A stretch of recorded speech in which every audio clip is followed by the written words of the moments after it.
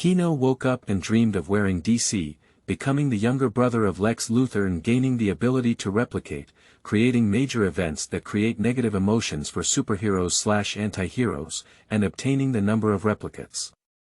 In DC, the fusion of Superman Clark talent and Supergirl Kara talent unlocks the Supreme Little Superman panel. At Hogwarts, the fusion of Black and White Demon King talents unlocks the Supreme Mage panel. Years later. Kino. When I possess superhuman power, and the strongest magic, may I ask Your Excellency, how should I deal with it? Completed plot. Superman prequel Season 1 latest progress. Batman. Year 1 is currently on dual track with Owl Court keywords of the novel. Meiman. Starting from copying Superman talent without pop-ups, Meiman. Starting from copying Superman talent, download the complete TXT collection, Meiman. Starting from copying Superman talent, read the latest chapters. Chapter 1. Rebirth of Rich Second Generation His Brother. You are listening at novelfull.audio. Chapter 1 Rebirth of Rich Second Generation His Brother. A small town in Kansas. In front of the endless corn fields stood a huge billboard with the words, "Welcome to the Global Cream Corn Capital," written on it. Pulling the camera further away, a helicopter whizzed past the corn cobs, causing waves of wind and waves to blow the corn stalks. This is a small helicopter, with a blond man sitting inside, browsing information while holding a newspaper. Seemingly stirred by the howling wind outside the window, the man put down his newspaper and looked at the seat behind him.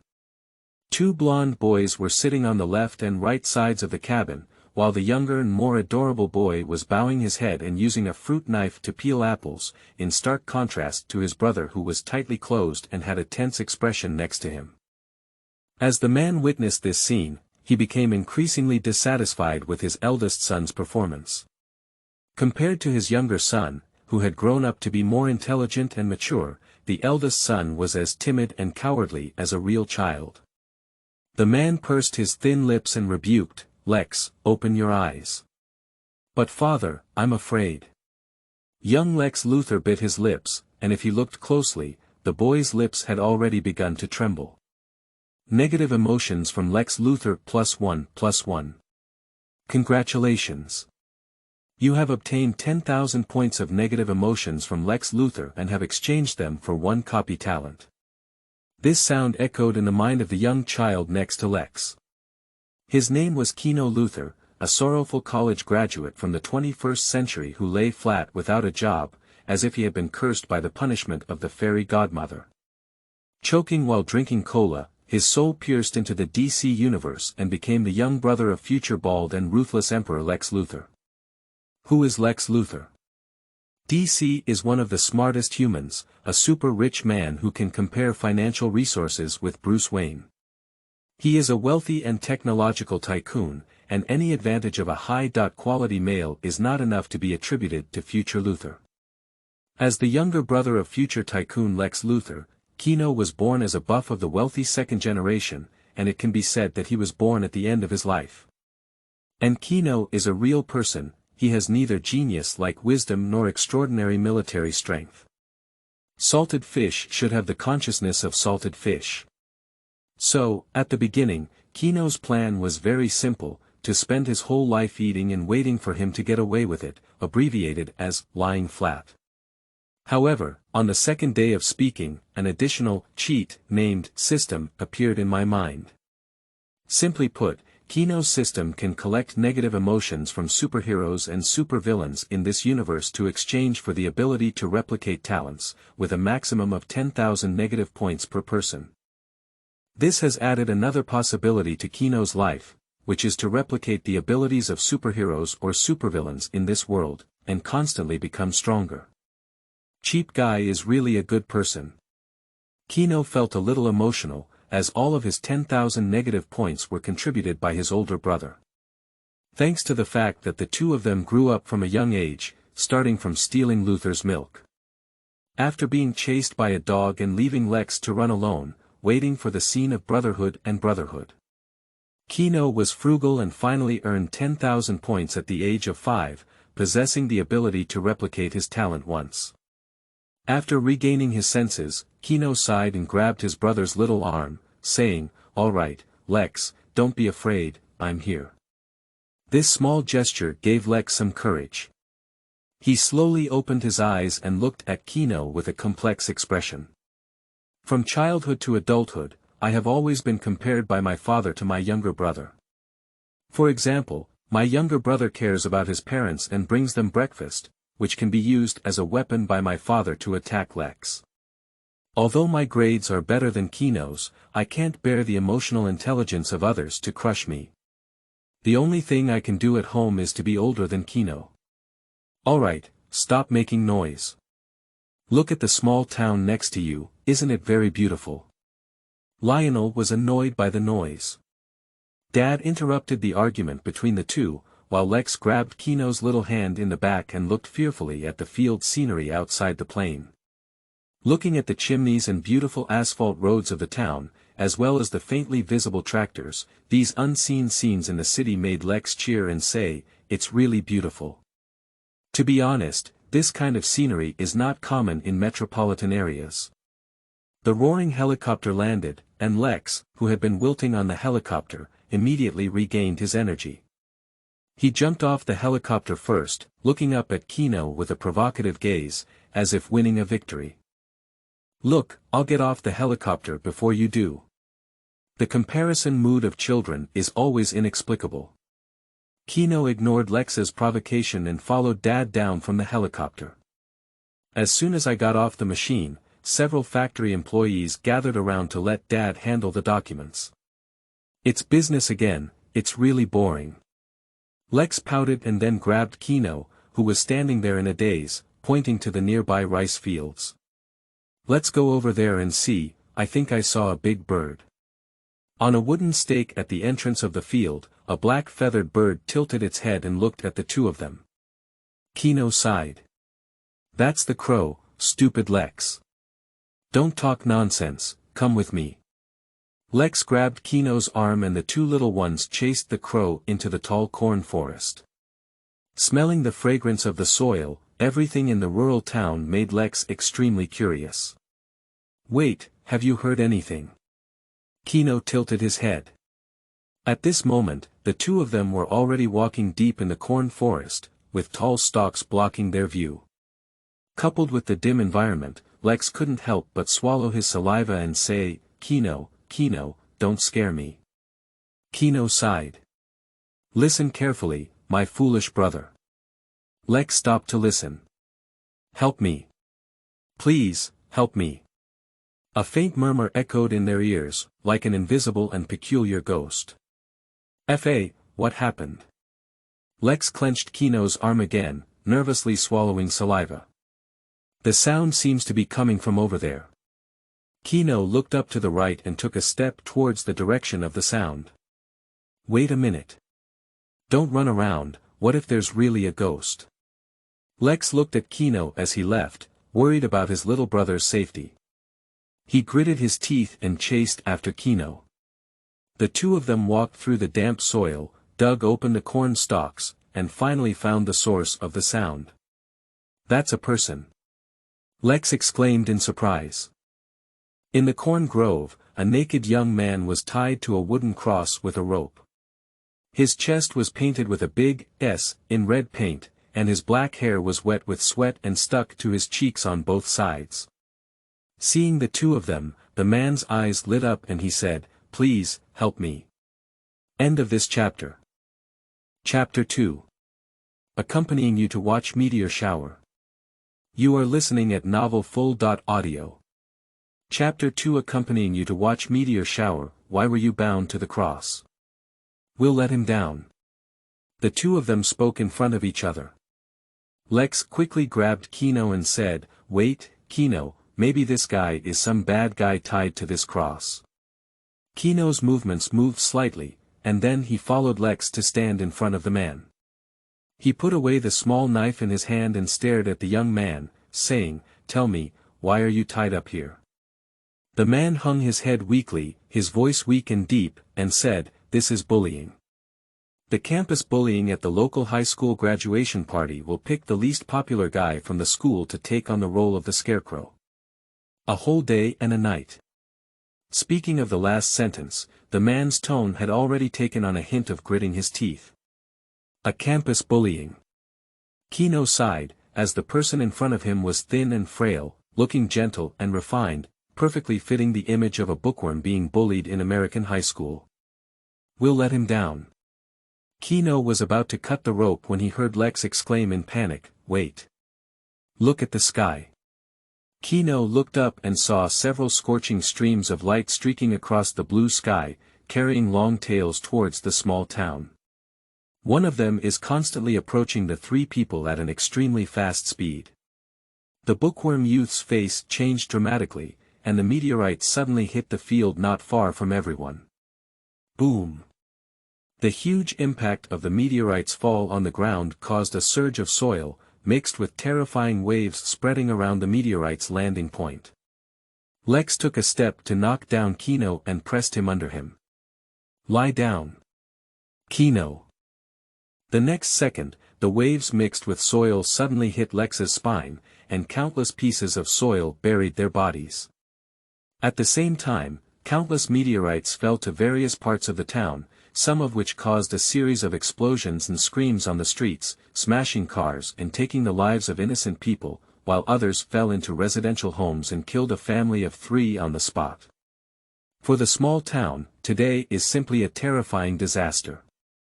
At 7 o'clock in the evening, the sunset poured down the glass into the room and hit the clean white hospital bed. Kino's eyes moved slightly, and there was a strong smell of disinfectant in the air, which immediately made people determine where they were. He is in the hospital. Kino felt relieved in his heart, fortunately he was saved. But instead, concerns about Lex arose in my heart. Although always roast about Lex's timidity and childishness, the two grew up together from childhood, and their relationship can't be fake. Kino struggled to lift his eyelids and scanned the surroundings. Soon, he saw the unconscious Lex on the nearby hospital bed. Glancing at Cheap's electrocardiogram and confirming his survival, Kino finally breathed a sigh of relief. As long as a person is not dead, even a vegetative person can be saved by giving himself time. However, the feeling of being powerless and only allowed to be controlled by natural disasters is really terrible. Kino slowly lifted his head and stared at the distant sunset with a gloomy expression. With a thought in his mind, he had an extra card in his hand that only he could see. In his past life, he was familiar with the origin story of DC superhero, and of course, Kino knew where these meteorites came from. Perhaps I couldn't be certain when I first arrived in this small town, but the violent meteorite shower that affected the entire town made Kino certain that the future god of humanity, Clark Kent, had finally landed in this small town. It's an interesting irony that the arrival of the human god is accompanied by a destruction. Kino got out of bed, dressed in hospital clothes, and came to the cheap old man, while their lifesaver also lay on the adjacent hospital bed.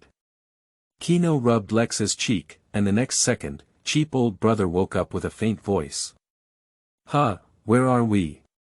Lex opened his eyes, his breathing rapid, and he looked around in fear, clearly not yet out of his senses from the meteorite explosion. Kino reluctantly slapped Lex on the cheek and said, "Wake up, Lex, we're in the hospital, we're rescued." Under Kino's explanation, Lex finally realized that he was lying in the hospital bed. "Damn it," Lex muttered, then scanned the ward with his eyes and said, "Where's Dad?" Kino shrugged and said, "Let's go get busy with business." Their father Lionel Luther, a shrewd businessman and wealthy man, was one of the most successful businessmen in free America. Anyone who met him had to give in 3 times, and he spent almost all his time creating wealth, naturally distancing himself from family companionship. He is never satisfied with his wealth and always wants more, like a greedy bloodline. Lex's small face showed a hint of anger, and his 2 sons were lying in the hospital, still thinking about business. "Kino, are you feeling unwell?" Lex decided to stop thinking about Lionel and looked at Kino to ask. Kino waved his hand and said, I'm fine. But the guy tied to the cross is unlucky. Kino pointed to the clinically unconscious young man. Even though he was wearing hospital clothes, he could still see the S-shaped red paint on his chest. Lex sneered, oh, if it weren't for him, maybe the meteorite wouldn't have affected us either. Just as Lex was about to speak, the door opened and his father Lionel walked into the hospital room. When Kino and Lex woke up, the man obviously breathed a sigh of relief and said, oh, thank goodness, you're okay. Yeah, Dad, except for just waking up and realizing you're not by our side, we're still very happy, Lex sneered and commented. Lex is not interested in a cheap dad who loves money more than his son. Listening to Lex's quirky demeanor, Lionel frowned and scolded, hey, don't blame me. I plan to build a fertilizer processing plant here, which can bring us the Luther family a considerable profit. So how did it go? Father. Kilo quickly spoke up and inserted the topic. If Lex were to say a few more words, the embarrassed and angry cheap dad would be about to beat cheap brother up. Upon hearing Kilo's inquiry, the man rubbed his forehead with some annoyance and complained, things went smoothly. Except for the small town, a farmer refused to sell their land. That's also why I'm here. I'll offer them a compensation price that they can't refuse and make them accept it. Kilo became interested and asked curiously, which couple is so stubborn? Shouldn't it be the Kent family? After a moment of reflection, Cheap Dad frowned and said, it seems like it's called Jonathan Kent and Martha Kentucky. Upon hearing these two names, Kino was not surprised, and only the Jonathan couple could refuse a huge acquisition proposal. End of this chapter. Chapter 3. Your is mine. You are listening at novelfull.audio. Chapter 3. Your is mine. The black sedan raced down the country road, occasionally passing by ambulances and fire trucks. The small town, washed by meteorites, is full of devastation and disasters. Today is destined to be a catastrophic day for the town. Kino sits in the back seat of a car, and through the window, he can see many families driving away from the town. The car passed through the fields where Kino had stayed before, and the towering corn forest was also flattened by the impact of the meteorite explosion. Even if the town is now in chaos, it cannot stop Lionel's profit-making heart. To be honest, why don't we stay in the hospital and follow this bloodline? Lex complained in Kino's ear, showing his filial piety from a young age. Just a few minutes ago, when Lionel named the Kents, Kino insisted on following them. Come on, he bought you all the expensive suits you're wearing. Kino pointed to Lex's suit, causing him to once again feel depressed and his face furrowed. Boss, we're here. The driver parked the car steadily and through the window. It was a slightly outdated farm. Who would live in such a place? Lex looked contemptuously at the crumbling farm. So that's why I asked you to work hard, Lionel sneered as he pushed open the door and got off the car. Kino silently pushed open the car door and followed him out of the car. Oh my goodness, I stepped on a puddle of feces on my shoe. As soon as he got off the car, Lex had some bad luck and stepped on a puddle of poultry manure on the edge of the road. Kino walked past Lex and sneered, as always, good luck, Lex.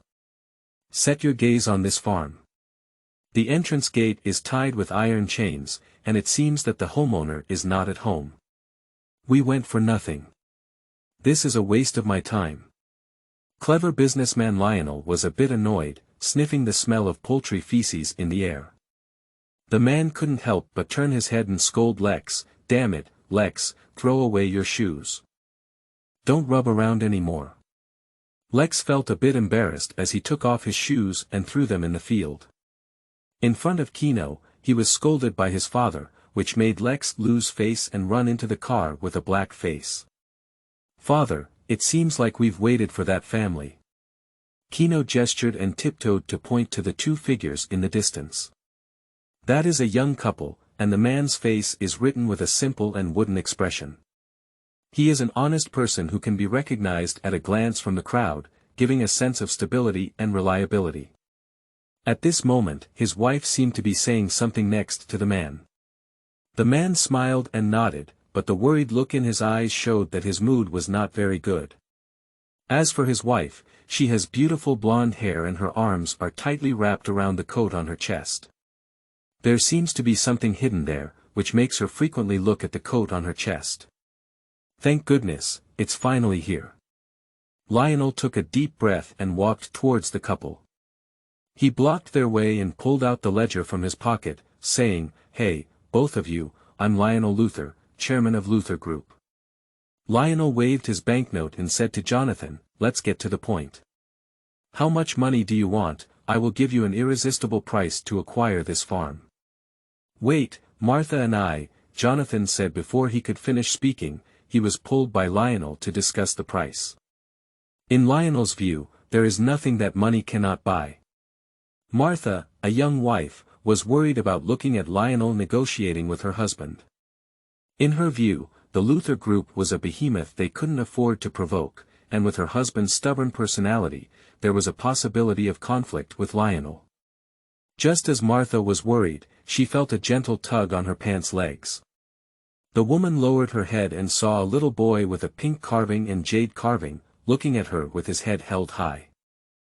"Beautiful sister, what are you holding in your arms?" The cunning Kino made full use of his cute appearance and eloquent mouth to ask Martha. Looking at the lovely boy, Martha lowered her head and looked at the boy she had picked up on the roadside.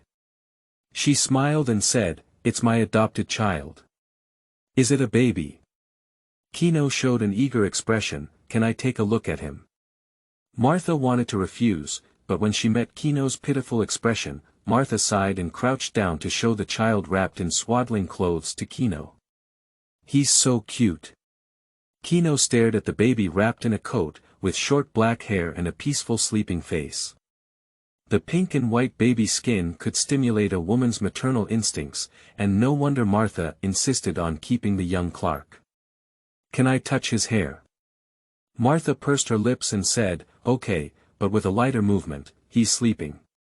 Of course, Kino nodded solemnly and pointed to the black sedan behind him. "I also often coax my brother to sleep, and I have experience in this area." Martha looked up at the dark-faced Lex in the car, unaware that she had become her younger brother once, before finally letting go and handing the swaddle in her hand to Kino. Kino stared at Clark and then extended two fingers.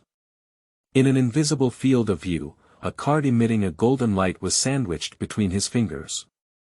Fingers slowly extended towards Clark, and as soon as the index finger touched Clark's forehead, the golden card turned into a golden powder and sprinkled onto the young Clark's body. "Contact Clark Kent, talent has been replicated." The cold sound of the system echoed in my mind. Kino was a bit puzzled. To be honest, he didn't feel any strange feeling, just as calm and unchanged as his breath. "Besides the sunset hitting me, it gives my body an indescribable sense of comfort. This system can't be fake, can it?" Kino's face was strange, and he wanted to know if the system had a complaint channel. He wanted to complain about the system. Just as Kino was pondering, Jonathan and Lionel not far away also had a heated argument. "Sorry, Lionel, no matter how much money I have, I won't sell my farm. I love it here, it's an indispensable part of me." Lionel turned his head angrily and said, "Whatever you want, stubborn idiot. Kino, let's go." Kino glanced at his frustrated father, smiled apologetically at the worried Martha, and then turned around to follow Lionel away. Sitting in the car, Lionel was obviously angry, and all the way crazy roast about Jonathan's stubbornness and stupidity. And Kino was also a bit unhappy, feeling the knife in his pocket. He couldn't figure out whether he had acquired superhuman abilities. If he really succeeded, why did he remain unchanged? Kino instinctively clenched his fist. Click. The crisp sound sounded in the pocket. Kino looked down at the pocket and found that the sharp fruit knife in the palm had already been twisted into a fried dough twists iron scrap. End of this chapter. Chapter 4. Returning to the small town. You are listening at novelfull.audio. Chapter 4. returning to the small town 13 years later. In a small town in Kansas, a billboard that was once destroyed by a meteorite is once again erected in the woods, with the familiar words, Global Cream and Corn Capital, written on it. Buzz. A roaring sports car swept past a billboard, lifting up a large amount of dust and drifting through a beautiful bend. The roaring engine drove the sports car to a gallop, crossing fields, streams, and finally abruptly stopping in front of a large ancient castle. Two young people got off the sports car. The young driver had blonde hair and a handsome and angular face, with brown-black eyes resembling eagle eyes, a high nose bridge, and slightly thin lips. This is undoubtedly a handsome and perfect man, paired with an expensive suit to accentuate the youth's handsomeness, just like a perfectly handsome medieval prince. Unfortunately, the princess sitting in the passenger seat is a bald young man. Another bald man with a smooth and round head is Lex Luther. Well, although he avoided baldness caused by meteorite impacts, in his more than 10-year learning career, the too smart Luther still lost all his hair and became a bald youth. Kino tilted his head and looked at the castle in front of him with some emotion, saying, "Wow, it's really like what you said, a medieval castle that exudes a sense of history."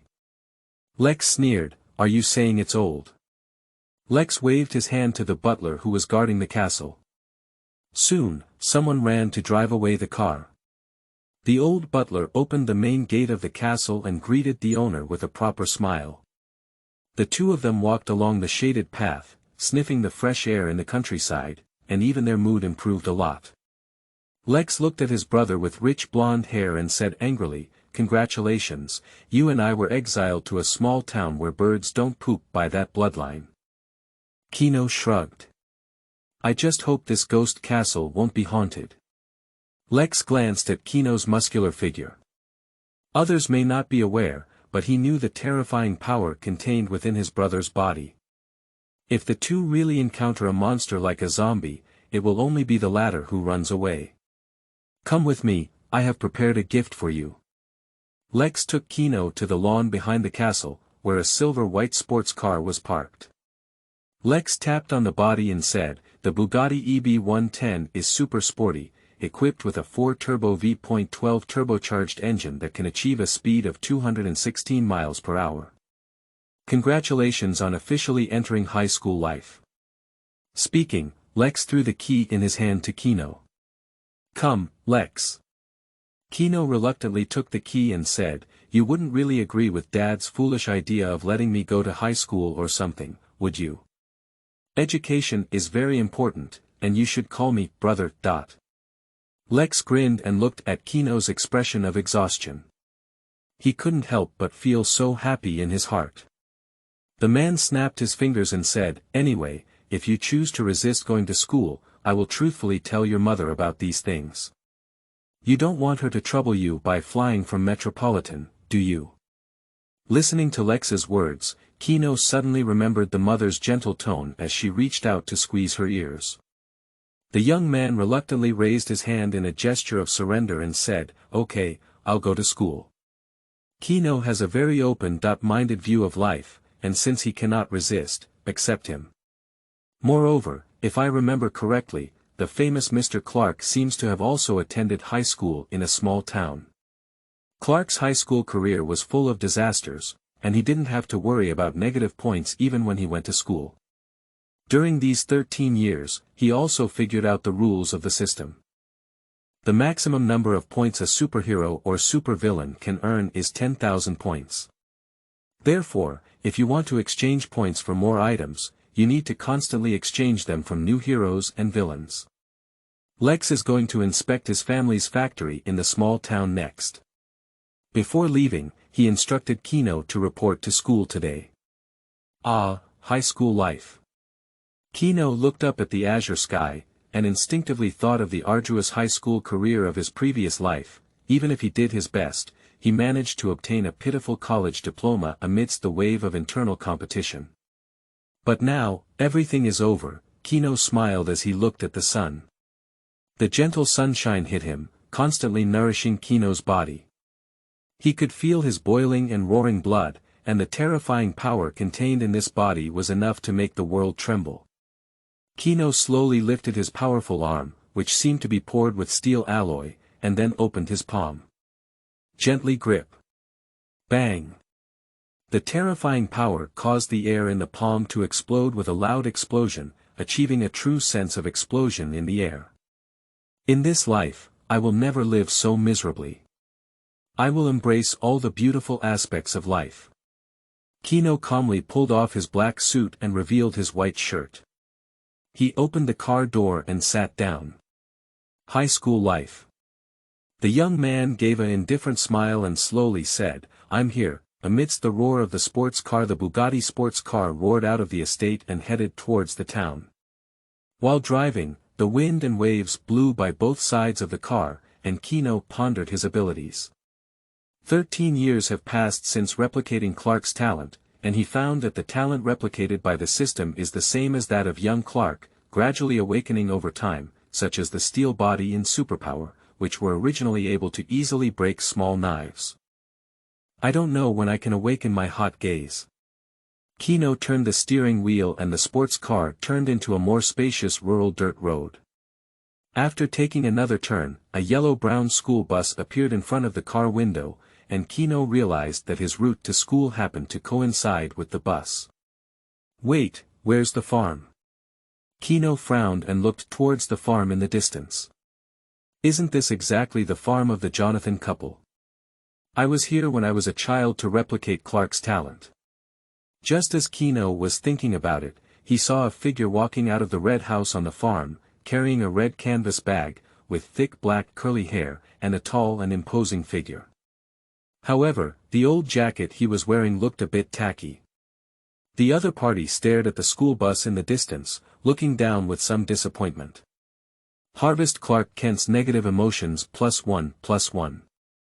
The big gift package is here. Kino glanced at Clark standing at the farm gate. Next second, the young man slammed on the brakes, and the sports car parked in front of Clark with a beautiful tailspin.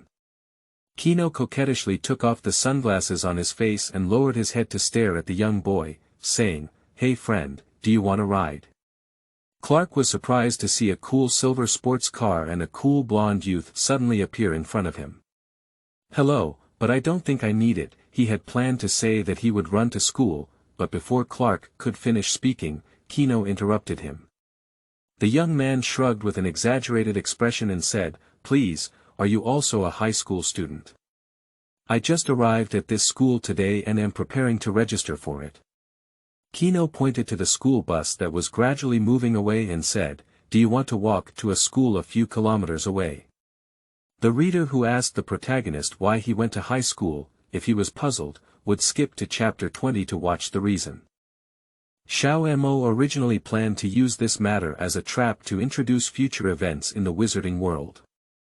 However, there were too many readers who asked, and it can be considered as a spoiler here. End of this chapter. Chapter 5. Pretending to be forceful. You are listening at novelfull.audio. Chapter 5. Pretending to be forceful. This is Clark's first encounter with Kino. The young man sitting in the driver's seat rested one hand on the car door and the other on the steering wheel. His slender fingers rhythmically tapped the steering wheel to the car music. The young man said to Clark with a firm attitude, "There's no time to waste. Get in the car quickly and follow me, you idiot. Let's catch up with the school bus ahead." Clark let out a sigh. He had planned to use his super speed to take a shortcut to school, but this young sports car boy suddenly broke into his life like an outsider. The rebellious period's desire to stand out was influenced by Kino's words. By a stroke of fate, Clark extended his arm and opened the car door, sitting in the passenger seat of the sports car. Who can refuse to experience the temptation of a sports car? Not to mention the innocent big boy Clark. That's right, big boy, fasten your seatbelt. Kino looked ahead and twisted his neck, saying coolly, "Next, it will be very soon." Stepping on the clutch and shifting gears, then releasing the brake and lightly tapping the accelerator, the originally calm sports car suddenly made a deafening roar, instantly turning into a silhouette and rushing towards the road ahead. The wheels ran over the soil, and the Bugatti sports car shot out like an arrow, chasing after the school bus. Amidst the raging wind, Kino operated the steering wheel with one hand and the sports car swung over the bend in a beautiful arc, shouting at Clark, "This is cool, isn't it?" The wind roared in his ears, and the roar of the sports car ignited the man's passion even more. Even Clark, who had been restraining himself, had an impulse to cheer loudly at this moment. Although he could easily catch up with a sports car with his own speed, sitting on it was a different experience. He nodded heavily and responded loudly, "Your driving skills are really good." "Ah, that's nothing." Kino's expression was flat, and as the sports car continued to accelerate, the two of them could already see the figure of the school bus. Kino grinned and said harshly, "Let's have a more exciting time." After speaking, Kino slammed on the accelerator again and the sports car roared straight towards the school bus taillights. "Wait. What are you doing?" Clark's face changed dramatically as he saw the sports car rushing towards the school bus at an extremely fast speed. 300 meters, 200 meters. The engine roars, the car roars, and the tires rustle through the soil. "We're going to crash." Clark clenched the car door and jumped down to stop the tragedy. And Kino's ears were constantly filled with negative emotions from Clark. Just as Clark was about to jump off the sports car and stop the impending car accident, Kino slammed the steering wheel and pulled on the handbrake. The smooth and fast-running sports car suddenly turned its body, and the huge inertia almost threw Clark away. The sunny boy couldn't help but grip the car door, nervously staring at the sports car as he passed the school bus with a professional action of crossing the drain. The tires emit a piercing mournful sound. The sports car easily overtakes the school bus with a light, fast, and graceful drift. This is thanks to Lionel inviting the world's top racing drivers to train him at a very young age in Kino, and his driving skills are excellent. On the school bus, the driver's uncle turned green with anger. He stared at the arrogant sports car passing the school bus he was driving, and was overtaken by the other party in a drifting motion. For a man, this was a silent provocation. The driver uncle was very angry and thought to himself that if it were 20 years in the morning, he could also make the action of racing and drifting. How can one turn on the younger generation to be reckless? The driver uncle grumbled and complained. The young people nowadays are really not good at martial arts and have no idea of respecting the elderly and loving the young. The classmates in the car also exclaimed in surprise, but for these hormone-rich guys, this behavior is simply cool.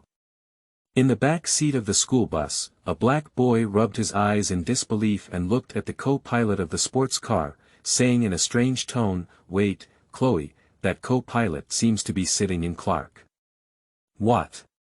The girl with short golden hair bit her lips.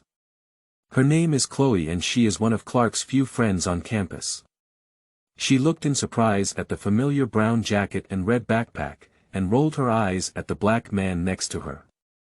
"That's not like it, it's Clark," she said, "Shet." The black boy pursed his thick lips and said with a mixed heart, "I never knew that our farm boy had a friend who drove a sports car. We had never seen that guy in school before." The girl flicked her golden short hair and said, "That person seems very young. Maybe it's a transfer student or something. Do you think I have a chance to invite him to the ball?" Pete shrugged and said, "I didn't see that guy's face clearly, but if he's very handsome, maybe you don't have a chance. Those enthusiastic cheerleading girls will devour him alive. It's not your turn, Chloe. We're a campus monster trio, aren't we? Even if he is rich, if he is tall and handsome, believe me, he will easily replace Whitney as the school's rightful grass man. He can invite any cute girl to his house to play poker. Because no girl would refuse such a perfect man." Little black brother Pete rubbed his cheek and said, "If I were a woman, I would love him to death." Outside the school bus, the sports car on the other side resumed smooth driving, and Kino raised his right hand and gave a thumbs up to the school bus behind him. Then, amidst the driver's scolding, he forcefully stepped on the accelerator and flew away. "Oh my goodness, you're crazy." Clark, who was still in shock, pursed his mouth as an expression of anger. "Your behavior is fundamentally irresponsible towards life, and it is also a disregard for your own life." Clark chattered incessantly, while Kino listened attentively while harvesting Clark's negative emotions. With a look of agreement on his face, he nodded and said, "You're right, not next time." Upon hearing Kino's words, Clark couldn't help but be slightly taken aback, looking at Kino with some suspicion. And when the boy took off his sunglasses and showed a sincere look, Clark remained silent for a moment and decided to believe Kino.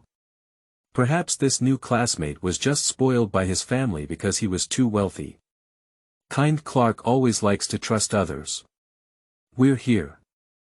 Just as Clark was pondering, the sports car slowly parked in the parking space outside the campus. Kino grabbed the car key, patted Clark's shoulder, took out a box of chewing gum from his pocket, and gestured for Clark to take one. "Meet me, my name is Kino Luther." Clark politely took away a piece of chewing gum and then stared at Kino with some surprise. "Luther.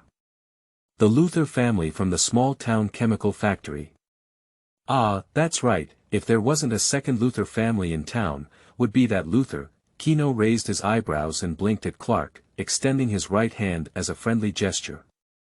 Clark pursed his lips. Although Kino's behavior was a bit crazy just now, fortunately it didn't cause any major trouble. After thinking for a moment, he still held on to Kino's right hand and said seriously, "My name is Clark Kent." End of this chapter. Chapter 6. Popular Transfer Students. You are listening at novelfull.audio. Chapter 6. Popular Transfer Students. The school bus quickly stopped at the entrance of the campus. The students gradually got off the school bus. Many students were immediately drawn to the silver Bugatti sports car. After all, in a group of old-fashioned pickup trucks, Kino's Bugatti sports car seemed to stand out from the crowd and attract the attention of high school students. What drove many girls crazy even more was the figure standing beside the sports car. Golden long hair, tall figure, and handsome appearance. Kino's slender fingers rested on shy Clark's shoulders, his playful and disrespectful smile and reckless movements, as well as the perfectly contoured abdominal muscles faintly visible under his white shirt, all of which made many restless teenage girls feel their hearts racing and their blood pressure skyrocketing. Years of sunshine and wealth have nurtured Kino's perfect temperament and handsome appearance, as well as his bold confidence, undoubtedly making him a walking weapon for killing girls. Seeing many students casting their eyes towards this side, Clark, who had never received such a huge amount of attention before, felt at a loss for a moment. Like a puppet, he was hugged by Kino's neck and walked towards the campus.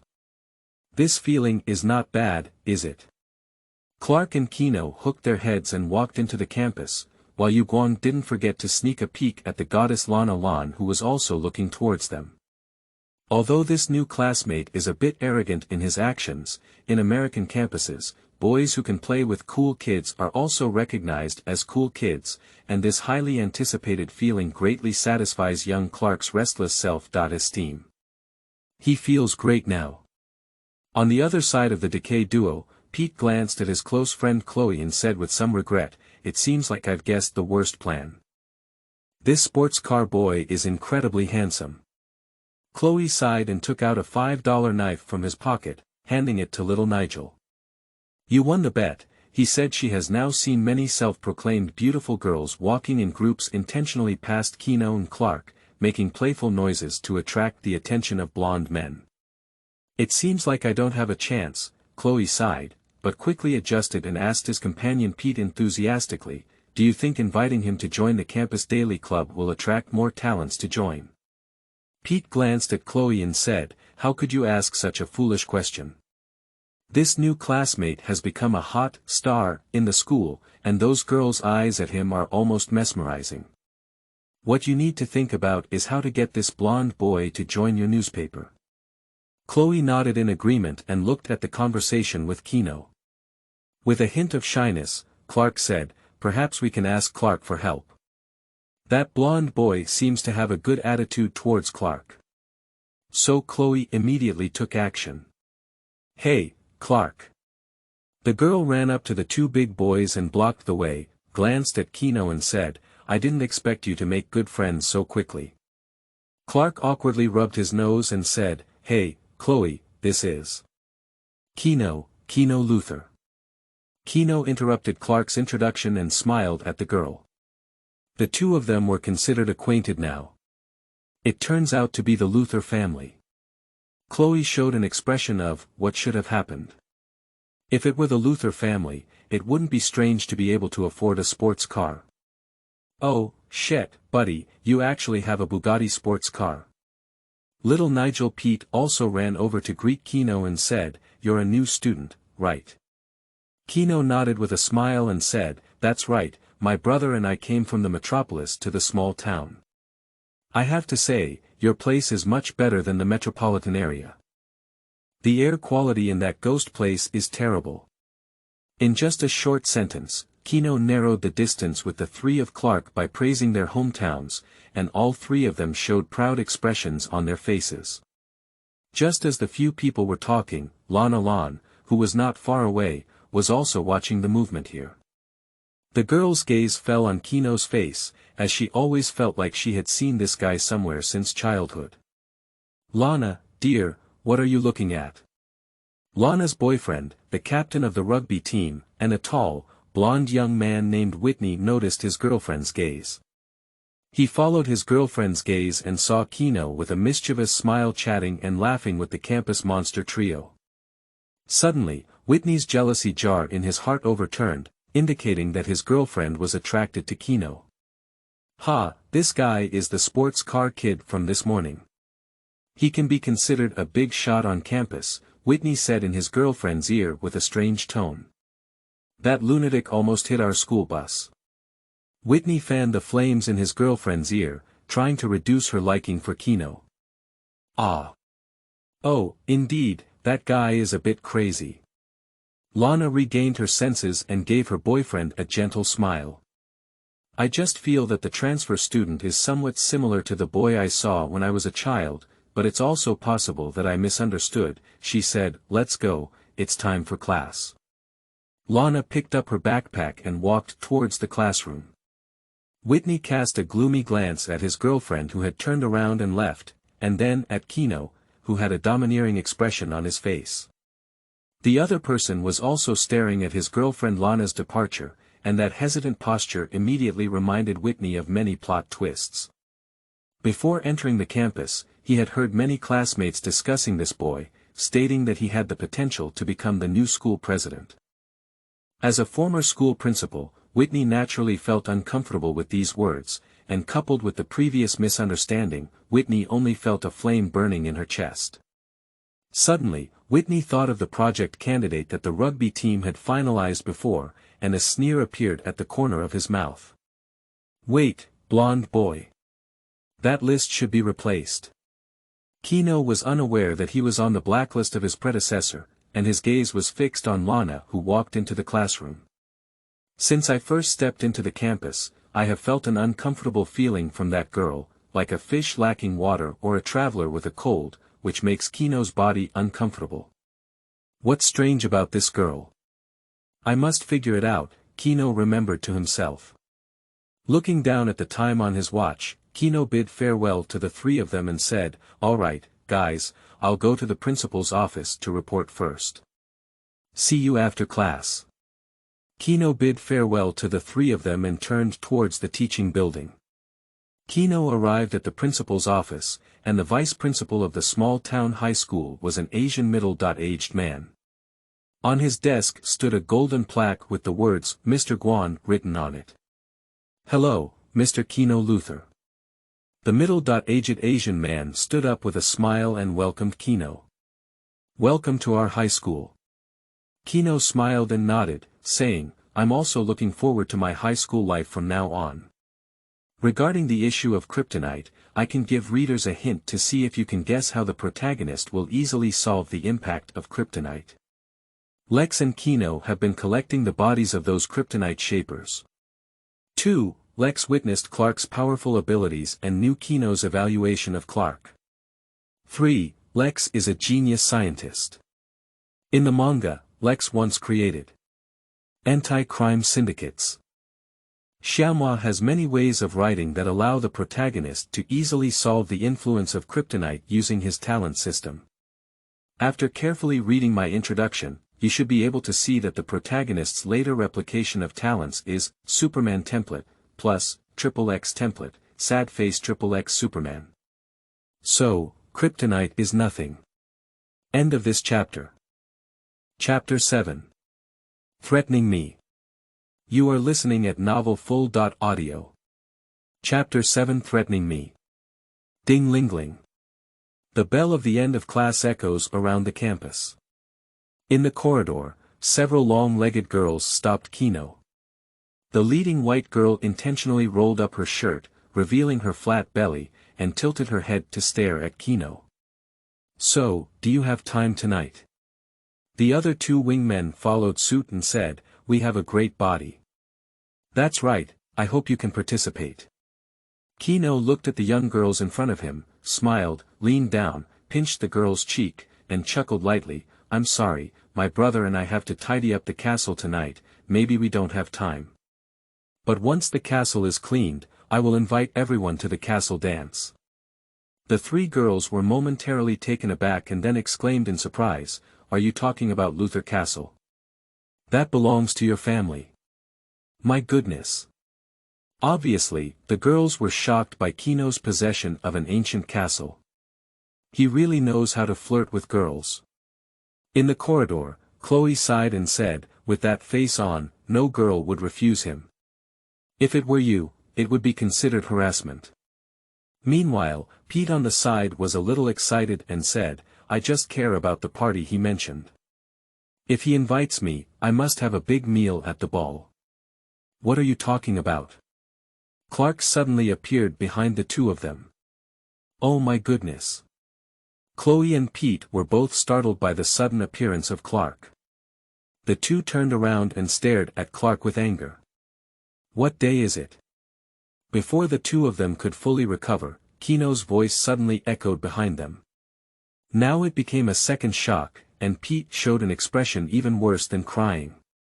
Why do you all like to appear quietly behind others? Chloe quickly regained consciousness and signaled Clark's action with his eyes. Facing Chloe's gaze, Clark was slightly stunned, but then thought of the girls' arrangements for him in class. Clark scratched his head and said, Kino, is that interested in joining the campus newspaper? Campus newspaper. Kino frowned and glanced at Clark before the young man grinned. Of course, why not? I'm also quite interested in campus newspapers. Of course, this is all nonsense. Kino, who has been reviving his life, is only interested in girls who are stronger and more difficult to flirt with. The reason why he agreed to join the newspaper is also to gain more points from Clark. Chloe, who was standing by, suddenly showed a smile on her face. She didn't expect this blonde transfer student to agree so easily, not even Pete. Chloe cleared her throat and was about to say something to Kino when the phone in the boy's pocket rang.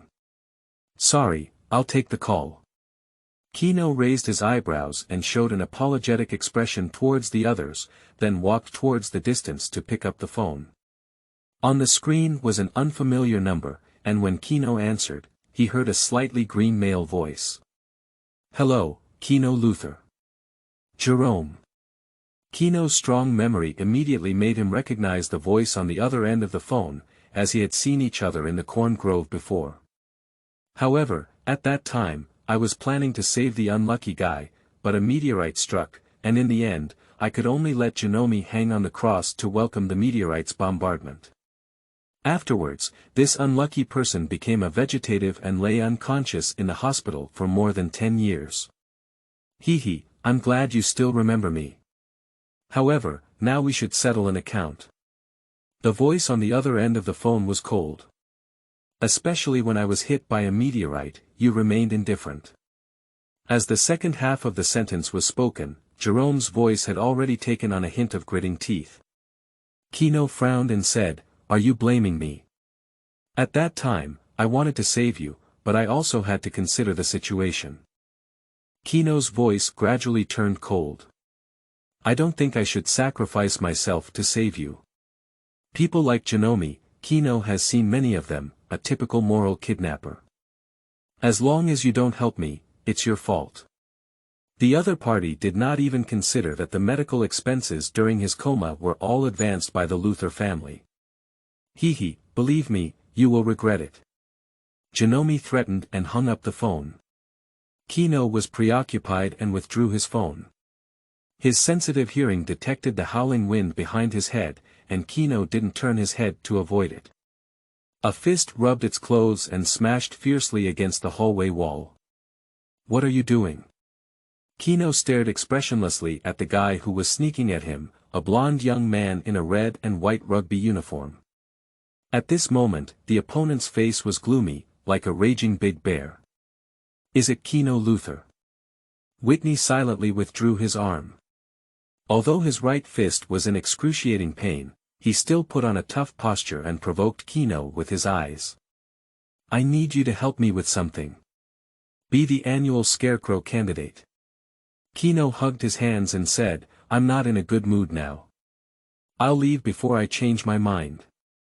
An ordinary person without kryptonite plans to kidnap himself with superhuman abilities to become a scarecrow. The absurdity of this matter is comparable to when Lex was scolded by his father for randomly rubbing chicken droppings when he was a child. Don't assume the posture of a wealthy young master. Whitney grinned coldly and stepped forward towards Kino. At this moment, a large number of onlookers have gathered in the corridor. Hey, what are you doing? Clark came to Kino's side, trying to stop the conflict. Whitney, the rugby captain with a muscular chest, straightened up and glanced at Clark, saying, It's nothing to do with you, farm boy. He cast his gaze on Kino and shouted, I will teach you a hard lesson. As the words fell, the man clenched his fist and smashed it fiercely towards Kino's beautiful cheek in a straight fist posture. The crowd erupted into a burst of exclamation, and many students could already predict Kino's swollen face and blue nose. Clark instinctively took a step forward and planned to stand in front of Kino to block this punch for him. But, to Clark's surprise, in an instant, Kino's speed was even faster than him, just grabbing Whitney's arm and gently breaking it off, click and wipe. A crisp bone-cracking sound sounded, Whitney's forearm was fractured, and the broken bone pierced through the flesh and exposed the air, looking particularly terrifying. But all of this only happened in a short moment, and can even be calculated in milliseconds. Clark stared at Kino with wide eyes, his face filled with shock, surprise, and anger. Shocked and surprised because it was the first time in so many years that I had encountered a superhuman like myself, and what infuriated me was Kino's cruelty to Whitney. The other party unexpectedly broke Whitney's arm. Before Clark could fully recover, Whitney's mournful scream echoed in the hallway the next second. Oh, shit. My hand. He looked at the arm that turned into fried dough twists in horror. The intense pain made the man couldn't help but hold his arm and roll all over the floor, and blood kept rushing down the arm wound and onto the floor. The onlookers were also startled by this terrifying scene, and there were many discussions. What happened? Oh my goodness, what's going on? End of this chapter. Chapter 8. And Clark. You are listening at novelfull.audio. Chapter 8 and Clark. In the eyes of the onlookers, Whitney just suddenly punched Kino, and then his arm broke without warning, bursting with a large amount of blood. Oh my God, Kino can't be a devil, can he? The student who believed in ghosts and gods spoke in a frightened tone. But soon a girl retorted, then why can't it be God's blessing? He's so handsome, like an angel, and surely God can't stand Whitney's actions and punish him. There are various opinions among the people, and there are many discussions about Kino's performance. This new transfer student has once again brought new topics to everyone after experiencing the racing incident. But at this moment, a figure pushed through the crowd and rushed into the scene of the fight.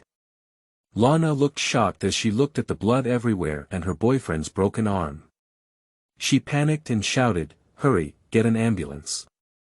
"Did you hurt him?" Lana looked up at Kino angrily. At the same time as the girl appeared, Kino and Clark's faces almost turned extremely pale at the same time. Pu Tong.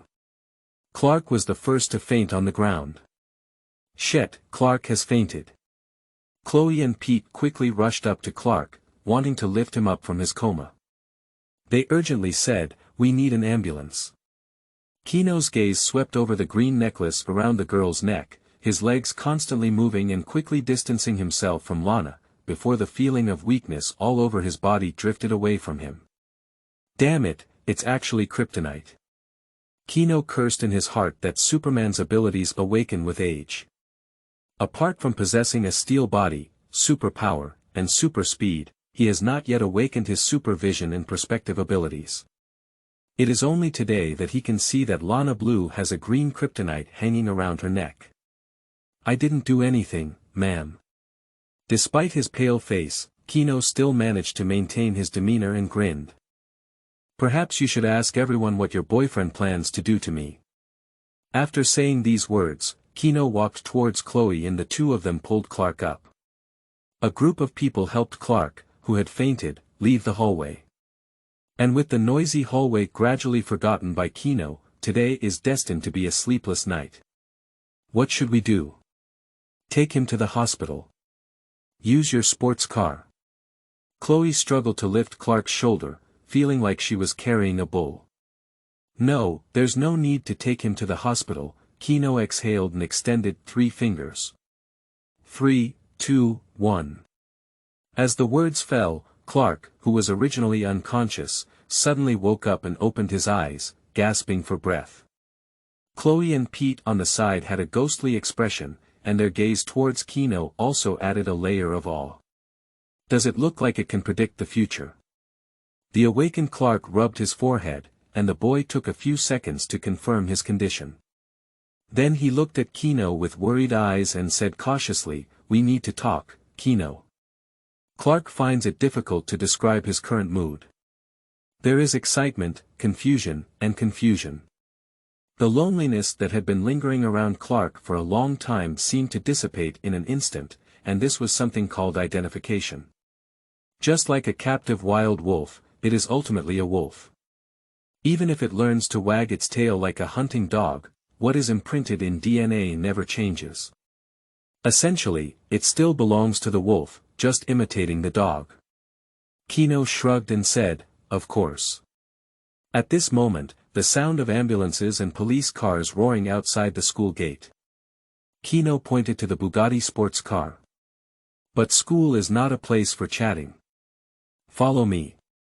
Kino left school with Clark, and the silver Bugatti shone like a silver stream towards the distance in the dusk, leaving only Chloe and Pete looking bewildered at each other. "I always feel like these two guys are a bit mysterious, right?"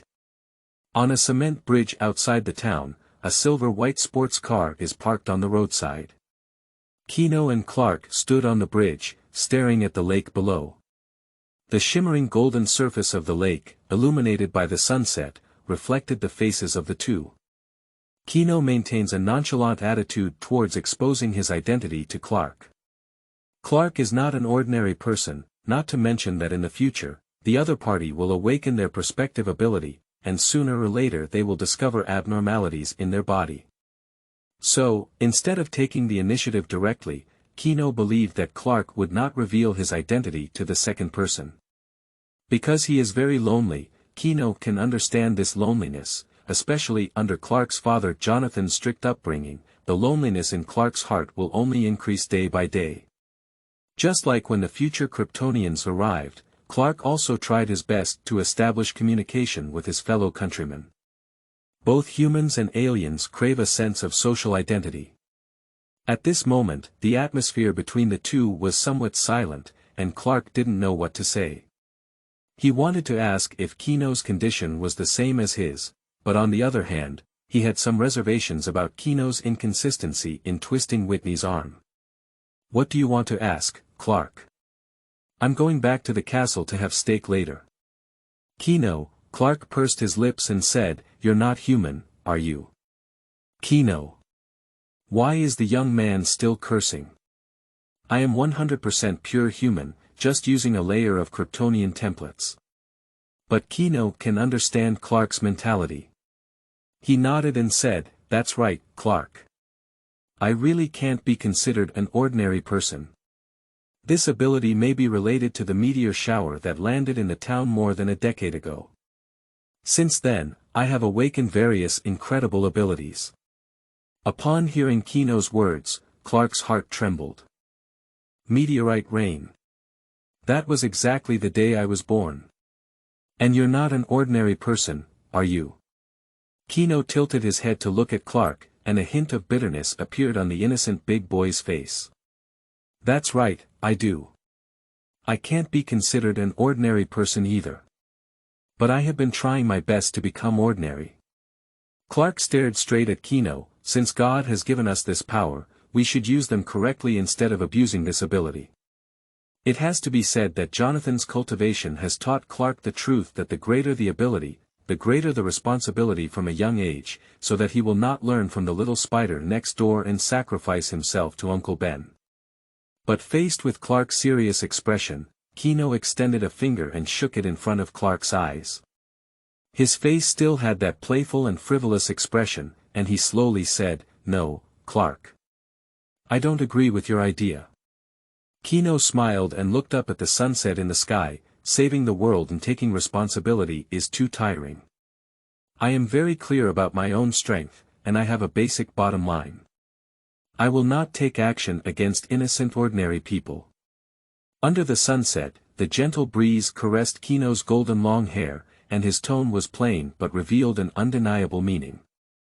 But, I will use this power to protect myself and my family and friends. Whoever provokes me will bear the corresponding cost. End of this chapter. Chapter 9. And Lex. You are listening at novelfull.audio. Chapter 9 And Lex. The sunset sets into the sky, and the moonlight envelopes the earth. Kino and Clark's conversation broke up unhappily. The greater Clark's ability to persist, the greater his responsibility, and superpowers should constrain their own abilities. However, Kino holds the opposite attitude. He will not use his powerful power to harm innocent civilians, but he will also mercilessly eliminate enemies that threaten him. At this moment, outside the town of Smallville, on the road near Luther Manor, the sports car took a turn and drove into the estate. The old butler has been waiting for a long time. Kino threw the sports car key to the butler to park and walked into the castle. The huge living room was adorned with gorgeous lighting fixtures, and Lex sat on a chair shaking his glass. He lifted his hand and took a sip of the red wine, looking at Kino proudly. "Lafayette Castle, it has a pure taste," he said. "Unfortunately, you are not of age and cannot drink." Kino sat in his seat, with steaming steaks on the plate, and the surface of the steak was coated with rosemary juice, giving it a tempting aroma.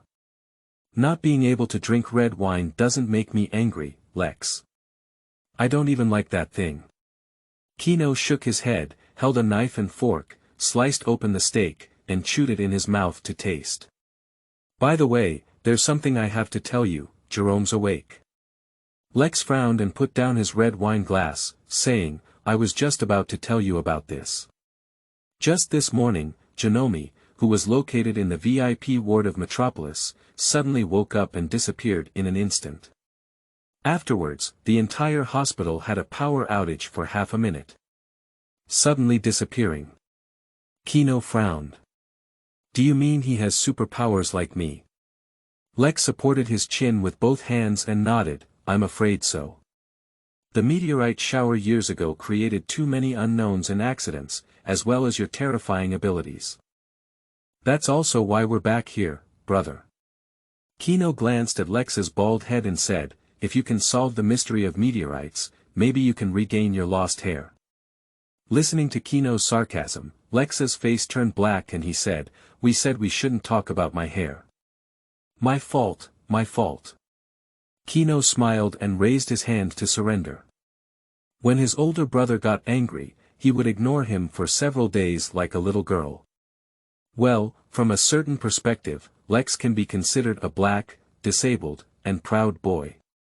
But Genomy actually gained superpowers. Kino rubbed his chin and looked at Lex. Lex, be careful lately. In the afternoon at school, I received a threat from Genomy. Threat. Lex's face looked a bit ugly as he guessed Jamie's thoughts. It was because of that incident 13 years ago. He felt like we were in danger. That's right.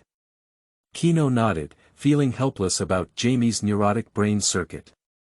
Young master, perhaps I shouldn't disturb your dining, the old butler Jarvis said politely, wearing a tailcoat and carrying one hand behind his back. However, a group of police officers from outside the estate are planning to inquire about the situation with the young master. Upon hearing the butler's report, Lexton stood up uncontrollably. Inquire about the situation. He looked at Kino and said, what happened? Your abilities have been exposed.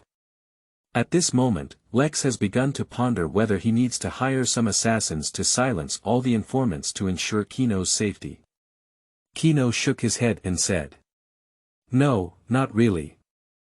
I broke the bully's arm as quickly as possible, and no one noticed. Those police officers would only be confused. Upon hearing Kino's words, Lex regained his composure.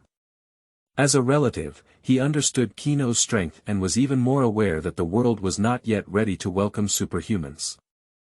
Lex turned his head to the old butler and said, Butler, go tell the police that we don't have time to cooperate with their investigation.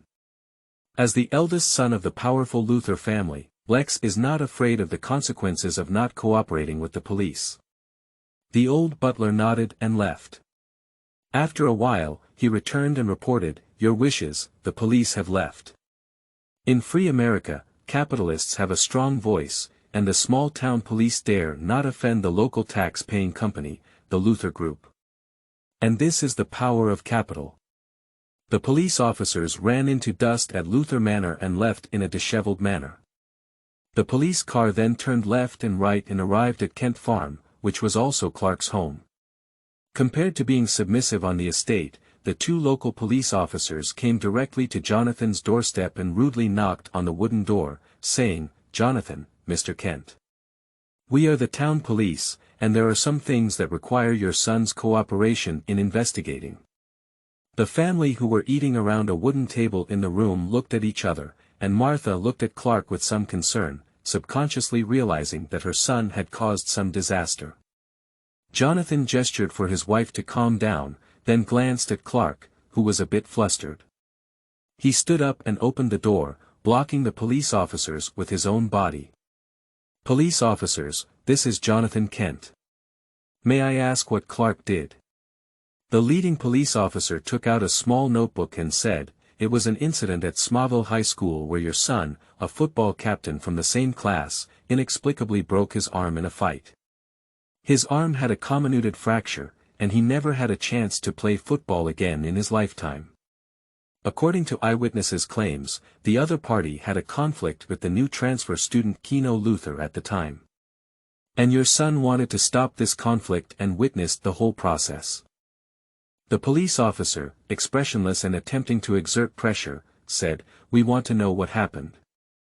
Listening to the police officer's statement and recalling the terrifying abilities of his own child, Jonathan's face turned gloomy and terrifying. He mistakenly thought it was Clark who twisted Whitney's arm and disabled him. After all, only one's own son possesses this terrifying ability. But years of education made Jonathan believe that Clark was not someone who would do such a thing. For a moment, Jonathan felt a bit conflicted. Are you looking for me? At this moment, Clark, who heard the commotion, came to Jonathan's side and looked at the police officer. Two police officers glanced at Clark and said, that's right, Clark. Do you know how Whitney's injury was caused?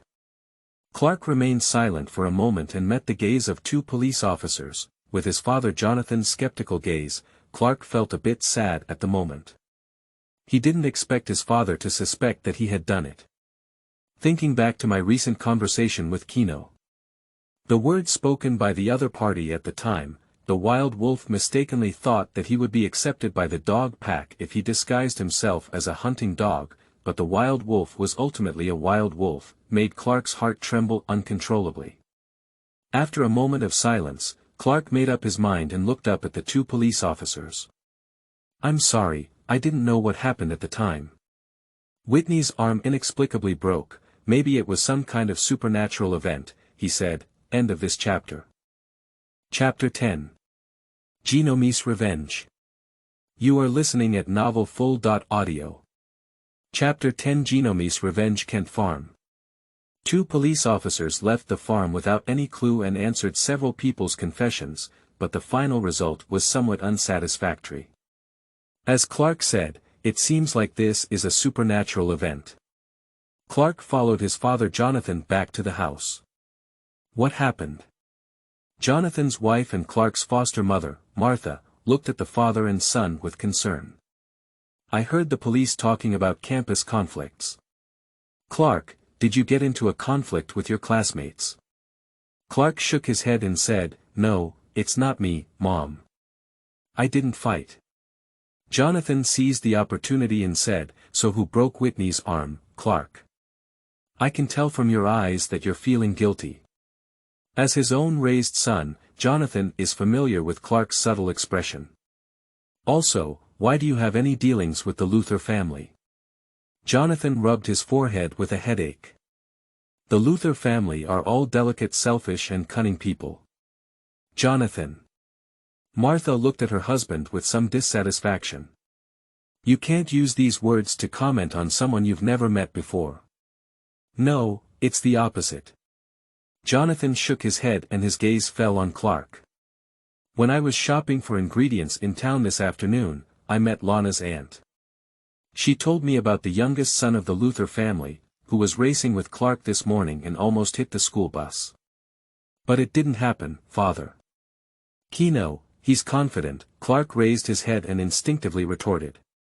He had seen Kino's terrifying reaction speed, and evading the school bus was as simple as breathing. Kino. Jonathan repeated his name. Your new friend's name is Kino Luther, isn't it? Jonathan shook his head with a headache and said, But this behavior is undoubtedly putting the safety of others behind us. It's a crazy behavior, Clark. If possible, I hope you stay away from that guy. Even if he hadn't met before, based solely on Kino's behavior in the small town, Jonathan could infer Kino's personality, an extremely indifferent attitude toward strangers. He doesn't want Clark to get along with such people and be influenced into an irresponsible person.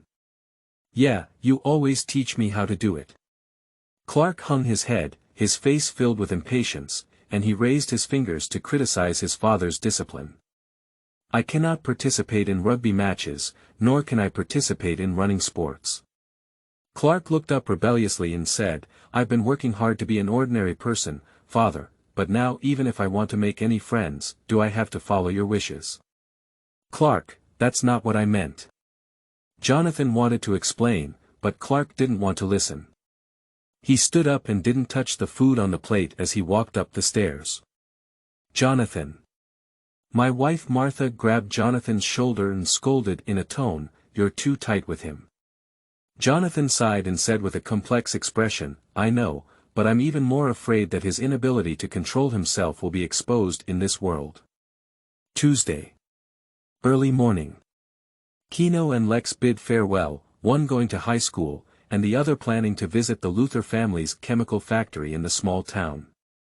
Lex was driving his bright blue sports car rapidly on the country road, with billboards and bushes on both sides of the road quickly backing down from the windows. Take a Hua-Z. Lex held the steering wheel in one hand and took it out of his pocket with the other, intending to take a cigarette to relax. Bang! There was a loud explosion not far away, and Lex looked up to see a thin young man suddenly standing in the middle of the road, showing a strange smile at him. The deadline is here, Lex. The young man raised his hands and in an instant, countless currents covered his arms. Drink it. The young man let out a low moan as the thick electric current, like a python, hit the tire of the sports car. Bang, bang. The tire exploded and the sports car lost control and crashed towards the roadside at an extremely fast speed. Oh, shit. Lex slammed the steering wheel, but the sports car still couldn't control itself and crashed into the guardrail on the side of the road and bridge. Wow. The iron fence that crashed into several sections fell into the icy and piercing river water along with the sports car. At the same time as Lex fell into the lake, Clark, who was driving at a super speed not far away, happened to pass by this road. He witnessed with his own eyes a man rubbing his hands on electric light and crashing a sports car into a big lake, then fleeing the murder scene at lightning speed. I have to save people. Clark stopped and without hesitation plunged into the lake, swimming towards the bottom. In the sports car at this moment, ice dark, gloomy, oppressive, this is Lex's first feeling. Countless lakes flow through the gaps in the car doors, and the once precious sports car has now become a deadly water cage. Lex poured water into the lake through his mouth and nose, but he struggled to open his eyes but could only see a blurry mess. The difficulty of choking on the lake water and being unable to breathe gradually blurred Lex's vision, and in the blurry moment, it seemed as if a figure was slowly swimming towards him. Puff. Clark jumped into the water, like a torpedo, breaking open the lake and swimming to the front of the car. Glancing at Lex, who had died from choking on water and oxygen in the car, Clark reached out and grabbed the roof of the car, pulling it hard. The sturdy roof was torn open by a huge force, revealing a large hole. Clark reached out and grabbed Lex's collar, pulling him out of the lake. Placing the unconscious Lex flat on the grassy shore of the lake, Clark leaned down to listen to Lex's heartbeat. The heartbeat was weak, and Clark didn't have time to hesitate.